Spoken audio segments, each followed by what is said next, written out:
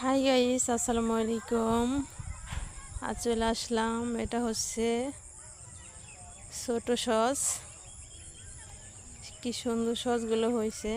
ক্ষেতটা দেখতে সেই সুন্দর।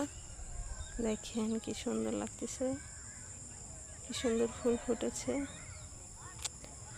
ফুল ফুটেছে গন্ধে সারা মন, ফুল ফুটেছে গন্ধে সারা মন।